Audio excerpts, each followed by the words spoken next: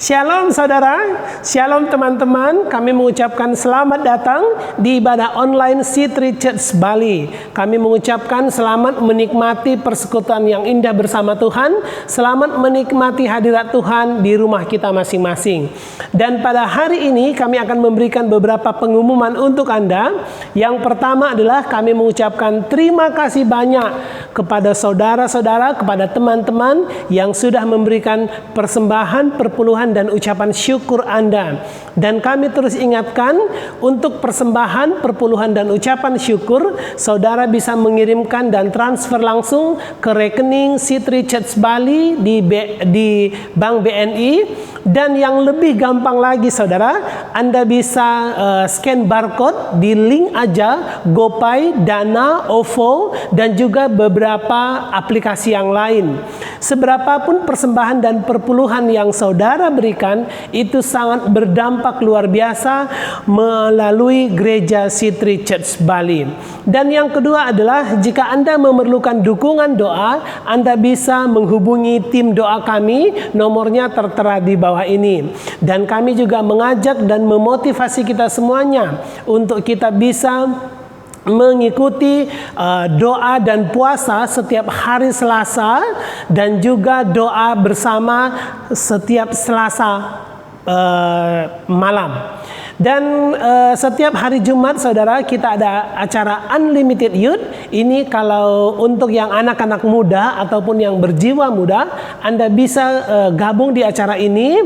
Nanti bisa Anda hubungi Manny, bisa melalui nanti dengan Zoom ataupun ibadah online seperti ini juga.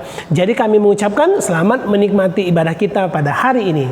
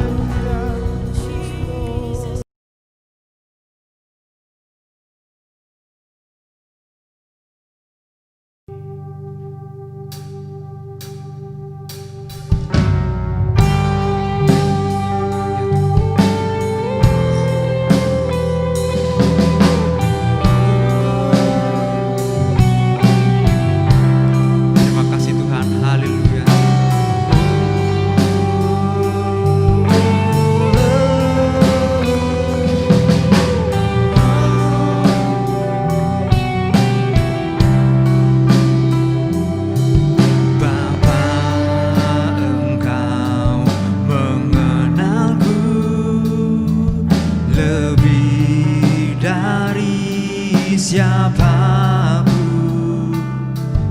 Engkau tahu ceritaku dan isi hatiku.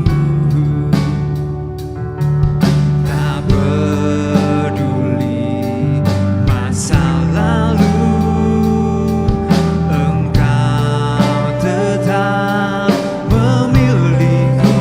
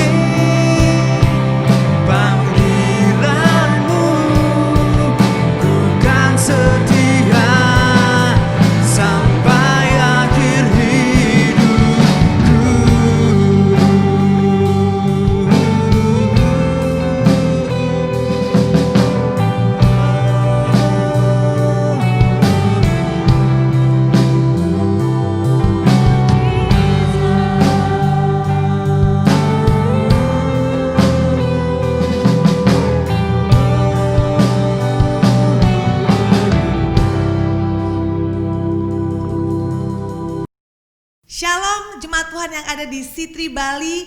Senang rasanya kita bisa bertemu lagi dalam ibadah minggu yang sangat luar biasa ini. Ada salam dari jemaat Sitri Manahan untuk Bapak Ibu Saudara. Kami terus berdoa supaya tidak hanya gembala sidang, tetapi seluruh jemaat Tuhan yang ada di Bali boleh mengalami penyertaan, perlindungan dan kasih karunia dari Allah Bapa kita. Saya yakin bahwa hari ini semua kita sudah excited ingin mendengarkan firman Tuhan. Namun sebelumnya mari kita berdoa terlebih dahulu. Bapa, kami menyerahkan waktu pemberitaan firman ini ke dalam tangan Tuhan. Kiranya Engkau sendiri yang akan berkata-kata kepada setiap kami. Dan biarlah firman yang hari ini kami dengar boleh menolong setiap kami untuk terus hidup dalam kemenangan di dalam Engkau. Dalam nama Tuhan Yesus kami siap untuk mendengarkan firman-Mu. Amin. Bapak Ibu Saudara, minggu lalu saya ada di Bali. Saya sengaja gak banyak kontak-kontak dengan Bapak Ibu Saudara karena saya secara pribadi ingin menjaga supaya kita semua ada dalam keadaan yang baik dan dalam keadaan yang sehat. Dan dalam waktu kami ada di Bali, satu kali saya jalan ke satu tempat dan berencana mengunjungi tempat tersebut. Saya gak usah sebut tempatnya. Perjalanannya cukup panjang, hampir 2 jam kira-kira. Dan waktu itu anak-anak begitu excited karena dulu mereka pernah mengunjungi tempat itu dan kepingin lagi kunjungi tempat itu. Setelah perjalanan yang cukup panjang, akhirnya kami sampai dan tiba-tiba waktu kami ada di parkiran, saya sudah merasa begini, kok kayaknya sepi ya, kok kayaknya gak ada orang. Dan hati saya mulai deg-degan, was-was, jangan-jangan tempatnya tutup. Dan benar, waktu suami saya turun lalu bertanya di mana kami bisa beli tiket, satpam yang menjaga bilang begini, oh kita close semenjak ada COVID-19, kita close sampai hari ini dan belum tahu kapan dibuka. Akhirnya suami saya balik ke mobil menyampaikan berita yang cukup mengecewakan ini kepada anak-anak dan akhirnya kami terpaksa harus pulang. Nah yang menarik adalah begini, anak saya yang perempuan itu memang sempat berkata bahwa telepon dulu, tanya dulu, buka enggak? Hanya saya sebagai mamanya berpikir, enggak kok di Google tulisannya buka, open kok. Saya nggak mendengarkan kata-kata dia dan akhirnya ketika sampai di sana dan tutup, anak perempuan saya bilang begini, tuh kan mama sih nggak mau dengar kata-kata aku. Coba tadi dicek dulu, kita nggak akan buang-buang waktu kayak gini. 4 jam di jalan gak ada gunanya. Nada anak saya berbicara menyiratkan sebuah penyesalan. Kenapa mama gak mau dengar kata-kata dia? Kalau dengar waktu 4 jam itu bisa digunakan untuk hal yang jauh lebih bermanfaat. Nah Bapak Ibu Saudara, pengalaman saya ini bukankah banyak kita alami dalam hidup sehari-hari. Di mana karena sebuah keputusan, entah itu keputusan yang kita ambil tanpa pertimbangan ataupun mungkin sudah dipertimbangkan sedemikian rupa, namun ketika kita melihat hasilnya kita menjadi kecewa. Dan akibat dari kekecewaan itu ada sebuah penyesalan dan kita berkata, kenapa dulu aku lakukan ini? Kenapa dulu aku ambil keputusan ini? Kenapa dulu aku melangkah kepada hal ini? Hari ini saya ingin membagikan kepada Bapak Ibu Saudara bahwa sesungguhnya dalam hidup kita sebagai orang Kristen, tidak bisa dipungkiri kita bisa saja mengalami penyesalan dalam hidup. Dan ini adalah hal yang natur sebenarnya, hal yang biasa, hal yang semua orang pasti akan mengalami, pernah mengalami. Tetapi pagi ini saya ingin mengajak Bapak Ibu Saudara bahwa dari sekian banyak penyesalan atau kejadian yang punya potensi membuat kita menyesal, maka ada 3 hal yang tidak boleh kita sesali dalam hidup ini, apapun yang terjadi. Kalau yang lain oke, boleh, wajar. Tapi untuk 3 area kehidupan ini, Bapak Ibu Saudara tidak boleh menyesal. Karena sesungguhnya itulah hal yang indah yang perlu untuk kita lewati dalam hidup ini. Siap untuk belajar Bapak Ibu Saudara? Yuk. Nah kenapa orang bisa menyesal? Saya ingin memulai dari hal itu dulu. Karena penyesalan itu timbul ketika akibat dari keputusan yang diambil tidak sesuai dengan apa yang diharapkan. Seperti kisah yang tadi saya sampaikan. Berharap untuk bisa menikmati kembali suasana indah seperti yang pernah dulu dialami. Tapi begitu sampai di sana, keinginan itu sirna karena tempatnya tutup. Nah, dalam kehidupan sehari-hari bukankah ada begitu banyak hal yang demikian? Kita menyesal, aduh kenapa ya saya membangun bisnis dengan orang ini. Padahal seharusnya kalau saya membangun bisnis dengan orang yang lain, enggak rugi begini. Ada pasangan suami istri yang berkata, aduh saya menyesal menikah dengan dia. Kenapa? Karena harapan saya ketika saya menikah dengan dia, saya akan mengalami pengalaman A, B, C. Tapi yang terjadi tidak sesuai dengan yang diharapkan. Atau mungkin ada di antara kita yang merantau ke Bali gitu ya. Berpikir bahwa wah kalau saya di Bali saya bakal banyak dapat duit. Soalnya apa-apa dihitung dengan dolar. Saya akan bisa kaya.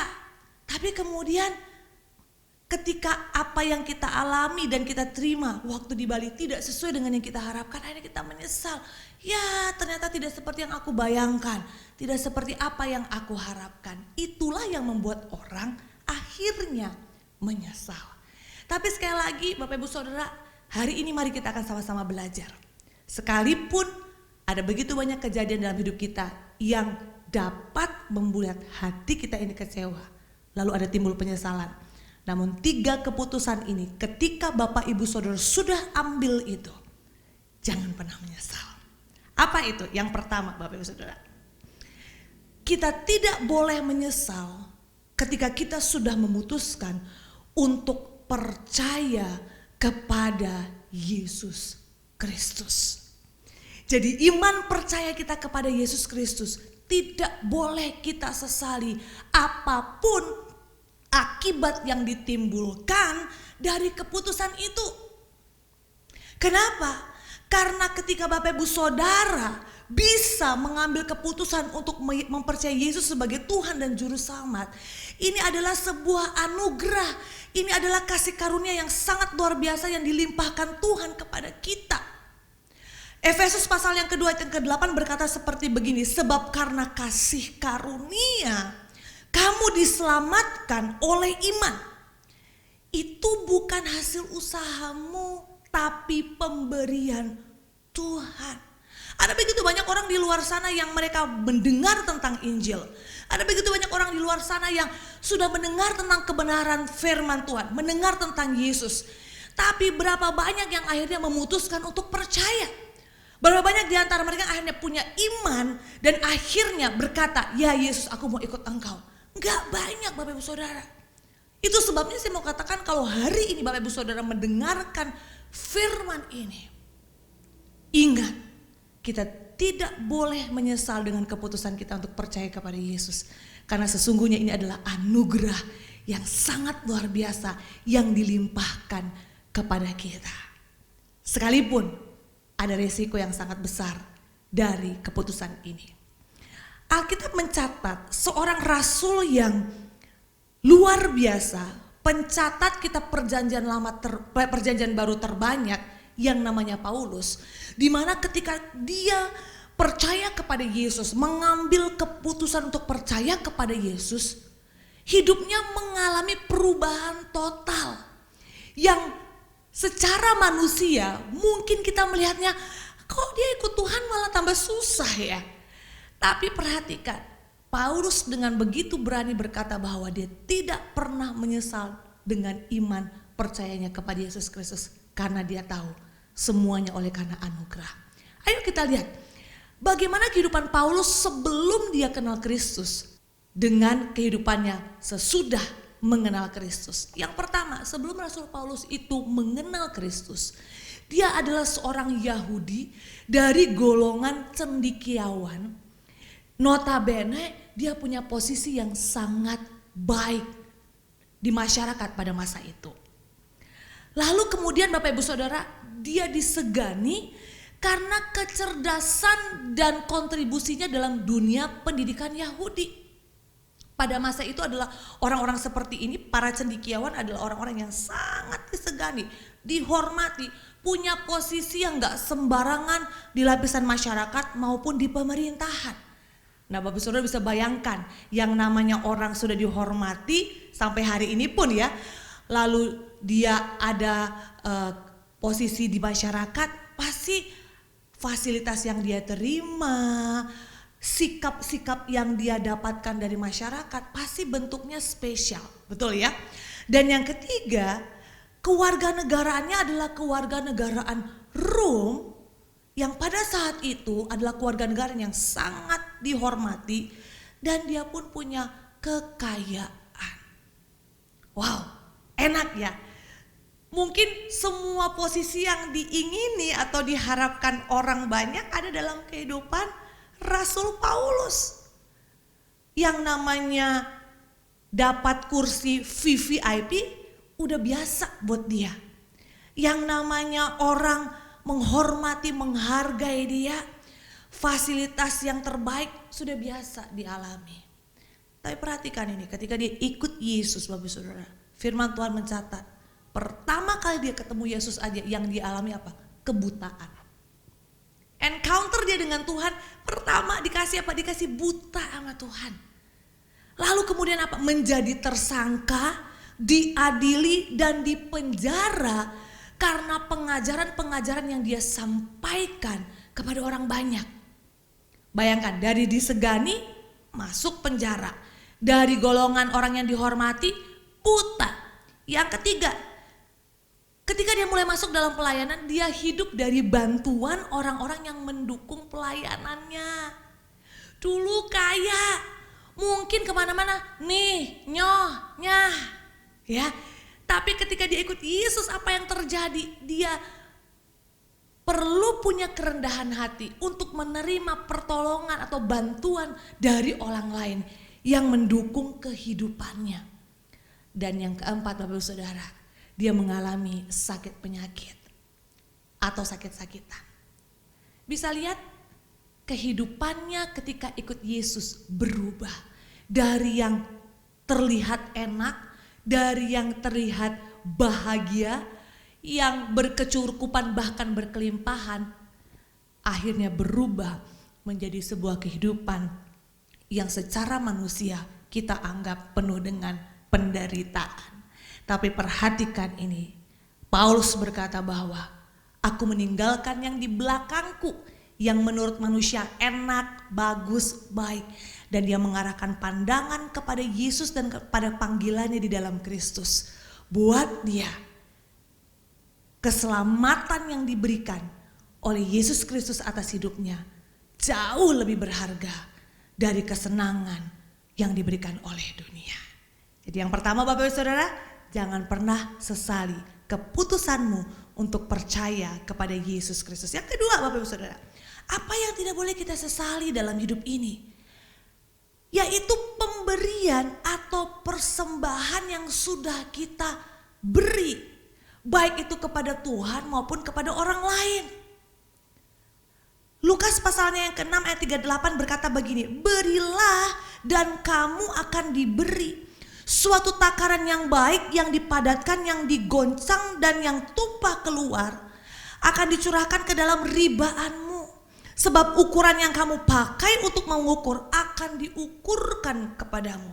Jadi ketika Bapak Ibu Saudara sudah melepaskan sesuatu yang menjadi milikmu, engkau persembahkan atau berikan baik itu kepada orang lain maupun kepada Tuhan. Perhatikan, Tuhan lihat itu dan Tuhan akan mengukur hal itu. So jangan pernah disesali, karena ingat Tuhan tahu ketika kita melakukannya dengan ketulusan dan ketika kita melakukannya dengan hati yang murni, no hidden agenda, maka pemberian kita itu akan membuahkan hasil dan akan memberikan manfaat tidak hanya kepada orang yang kita beri, tetapi juga kepada diri kita sendiri.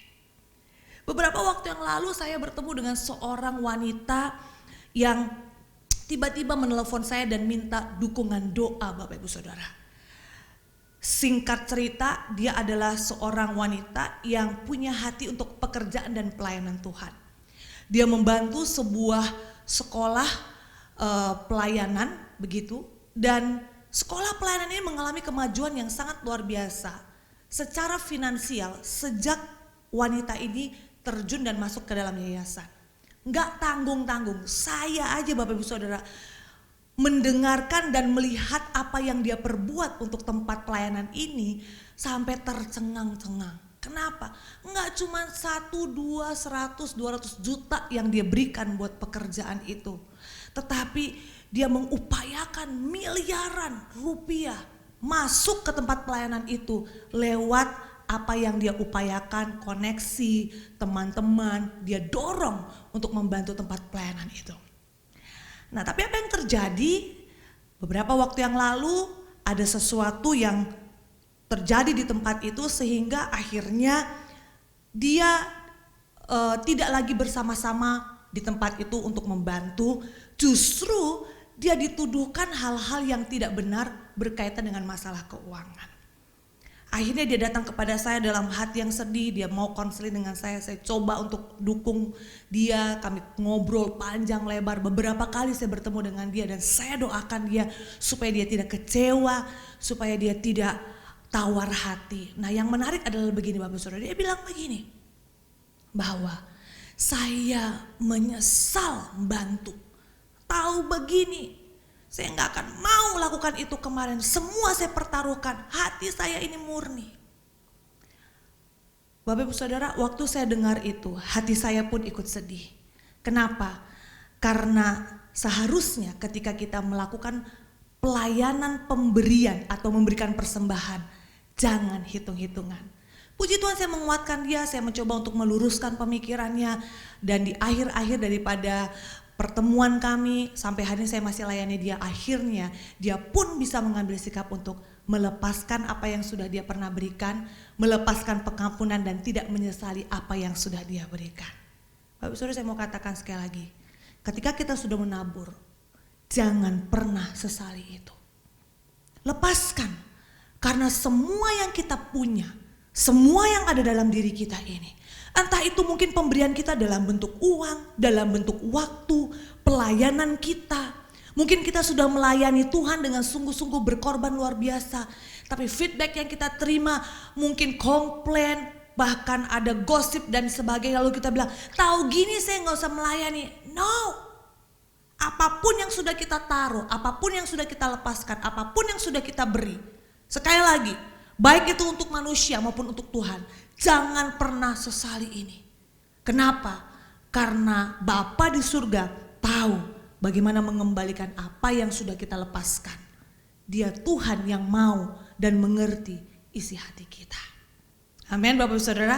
Yang ketiga dan yang terakhir, apa dalam hidup ini yang ketika kita sudah putuskan untuk lakukan itu, jangan pernah sesali, yaitu pernikahan kita. Pernikahan adalah kehendak Tuhan, dirancang oleh Allah sendiri untuk menggenapi rencana Tuhan di muka bumi ini. Itu sebabnya ketika kita masuk dalam upacara pemberkatan nikah, masih ingatkah Bapak Ibu Saudara kalimat yang kita keluarkan? Bahwa sampai maut memisahkan.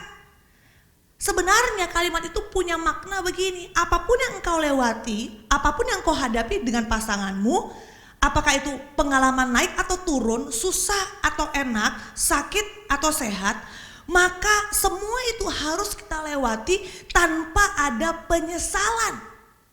Sekalipun mungkin ekspektasi atau harapan kita terhadap pasangan kita tidak sesuai dengan kenyataan.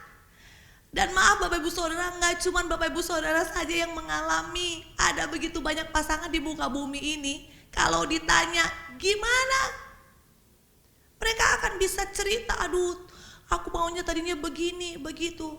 But inilah yang perlu untuk semua anak-anak Tuhan sadari, bahwa keputusan kita untuk menikah jangan pernah kita sesali. Kenapa? Karena sebenarnya Tuhan punya rencana yang luar biasa lewat pernikahan kita. Nah, memang gak bisa dipungkiri, dua pribadi bersatu dengan selera yang berbeda, latar belakang yang berbeda, tidak menutup kemungkinan untuk kita tuh ngalamin konflik, cekcok. Itu hal yang biasa dan wajar. Saya pikir Bapak Ibu Saudara sudah mengerti akan hal ini. Tapi jangan pernah menyesal. Kenapa? Karena ketika seseorang itu menyesal dan dia tidak cepat-cepat dealing dengan penyesalannya, maka itu dapat berujung kepada keputusan yang lebih buruk, keputusan yang lebih merusak, keputusan yang lebih menghancurkan apa yang sudah kita bangun. Kenapa orang bisa berpisah? Kenapa orang bisa bercerai dalam pernikahannya?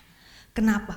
Karena dia menyesal dengan keputusannya, dia menyesal dengan pasangannya, akhirnya dia memutuskan untuk meninggalkan pasangannya dan mencoba untuk mencari pasangan atau orang lain yang kira-kira bisa menutupi penyesalannya di masa yang lalu. So, ayo, apapun yang kita lewati, apapun yang kita hadapi di dalam hidup pernikahan kita, jangan pernah sesali itu. Karena firman Tuhan berkata, apa yang sudah dipersatukan oleh Allah tidak boleh dipisahkan oleh manusia. Selalu ada jalan keluar, selalu ada berkat, selalu ada anugerah bagi mereka yang bergantung sepenuhnya di dalam Tuhan. Amin Bapak Ibu Saudara. Saya berdoa kiranya ketiga hal ini boleh menolong kita semua. Bahwa jangan pernah menyesali iman percayamu kepada Tuhan sekalipun ada resiko besar yang menanti. Lalu yang kedua, jangan pernah sesali pemberianmu, persembahanmu, pengorbanan yang sudah engkau lepaskan bagi orang lain maupun bagi Tuhan. Lalu yang ketiga, jangan pernah kita menyesali pernikahan kita.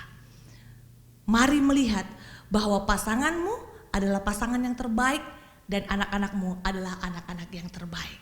Doa saya kiranya semua Bapak Ibu Saudara boleh diberkati dengan kebenaran ini. Mari kita tunduk kepala kita sama-sama berdoa.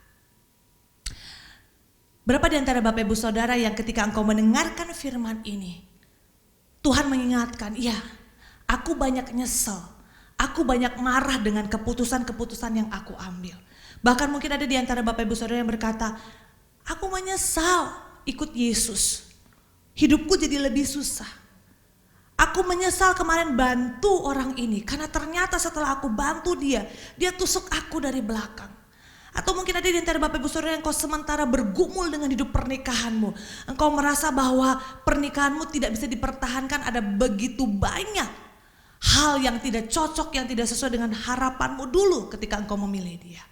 Hari ini saya ingin berdoa buat Bapak Ibu Saudara yang kau sedang mengalami penyesalan, supaya Tuhan gantikan itu dengan damai sejahtera. Bapak, aku berdoa untuk setiap jemaat Tuhan di Bali yang mereka sementara bergumul dan sedang mengalami penyesalan yang sangat luar biasa, khususnya dalam keputusan mereka, dalam iman mereka kepada Engkau, dalam pemberian mereka, dalam pernikahan mereka. Aku berdoa Tuhan, gantikan penyesalan itu dengan damai sejahtera, dengan rasa syukur.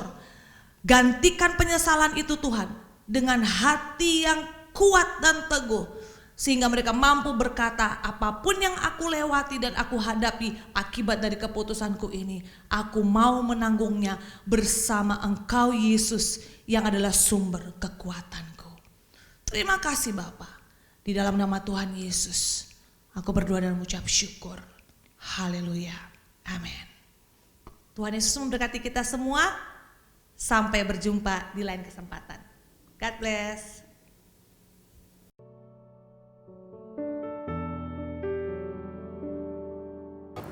Kita akan masuk dalam perjamuan yang kudus.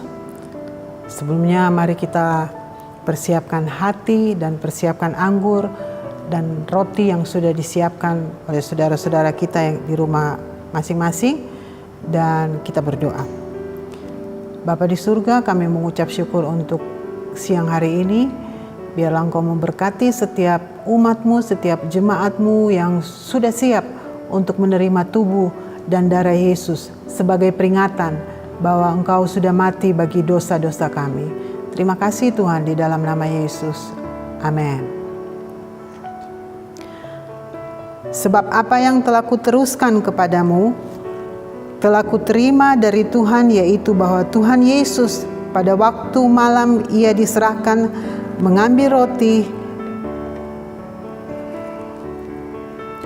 dan sesudah itu ia mengucap syukur atasnya.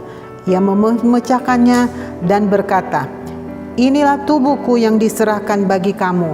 Perbuatlah ini sebagai menjadi peringatan akan aku. Terimalah tubuh Yesus dengan segala ucapan syukur di dalam nama Yesus.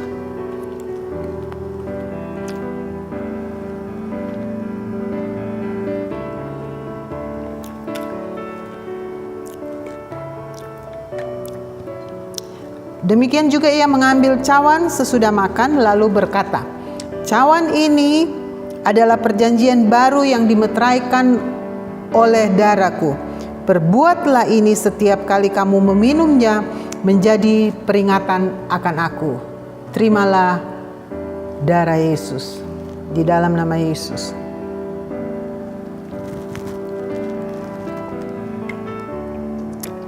Mari kita bersyukur kepada Tuhan. Terima kasih Tuhan Yesus untuk pengorbanan-Mu di kayu salib. Engkau sudah menebus kami yang tadinya berdosa. Engkau melayakkan kami yang tadinya kami dari lumpur dosa. Engkau menebus kami di kayu salib. Terima kasih untuk semuanya, untuk pengorbanan-Mu yang luar biasa Tuhan dalam kehidupan kami. Kami mengucap syukur di dalam nama Tuhan Yesus. Amin.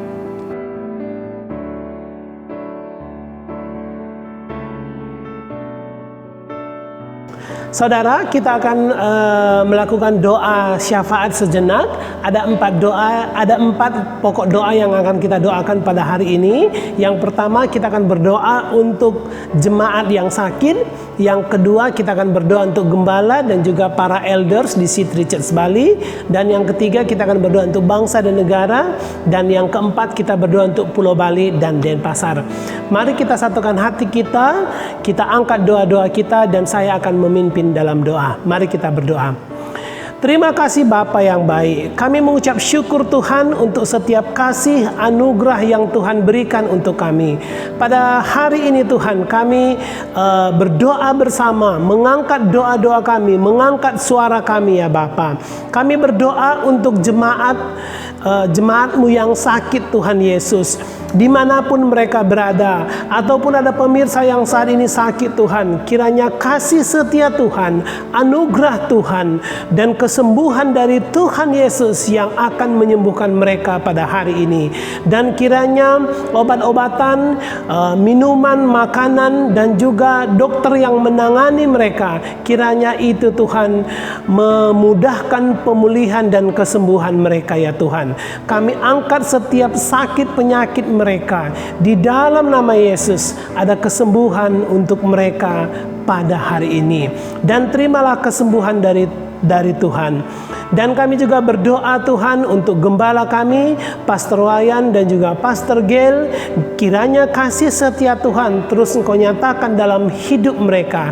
Hikmat yang terbaik, pengurapan yang baru Engkau nyatakan dalam hidup keluarga Pastor Wayan dan juga Pastor Gail bersama anak-anak mereka, Jessica dan Joshua ya Bapa.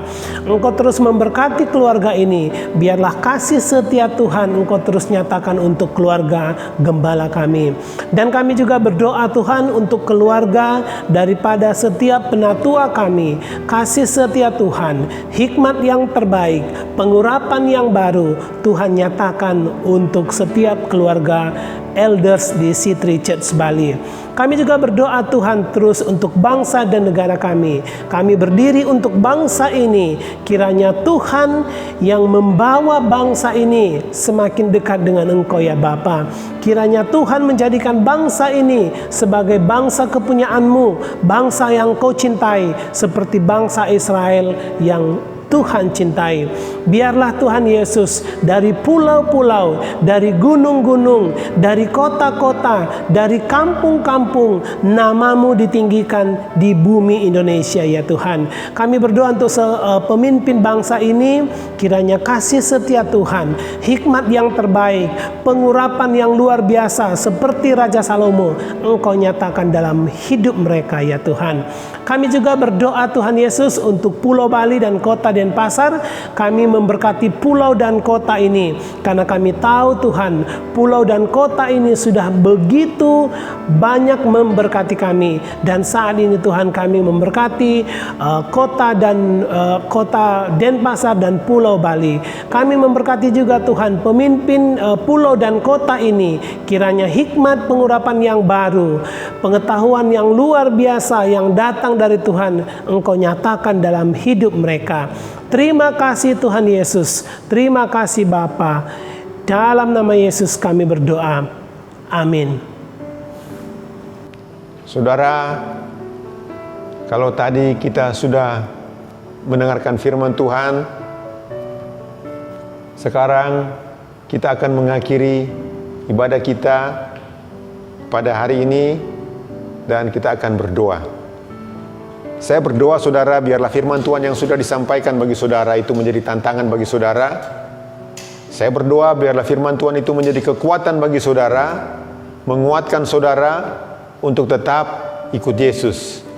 Bapa dalam surga, kami datang kepada Engkau pada saat ini. Kami mau berdoa Bapa bagi semua jemaat-Mu dimanapun mereka berada, baik hadir tempat ini maupun di rumah masing-masing. Saya berdoa Tuhan, kiranya Engkau Bapa yang penuh kasih setia, Bapa yang kami panggil dalam nama Yesus, Engkau akan memberkati dan Engkau akan melindungi jemaat-Mu dimanapun mereka berada. Engkau juga akan menyinari mereka dengan wajah-Mu yang memberikan kasih karunia, dan Engkau akan menghadapkan wajahnya kepada mereka dan memberi mereka damai sejahtera. Karena itu saya berkata sekali lagi, terimalah damai sejahtera daripada Allah Bapa, Allah Anak, Allah Roh Kudus, di dalam nama Yesus. Amin. Ya, kami kembali mengucapkan terima kasih untuk Anda yang sudah mengikuti ibadah online ini dengan penuh semangat, dan kami juga mengucapkan terima kasih untuk Pastor Glory yang sudah menyampaikan firman Tuhan pada hari ini. Firman-Nya sangat luar biasa dan memotivasi kita semuanya. Terus kami ucapkan terima kasih untuk Anda dan Tuhan Yesus memberkati.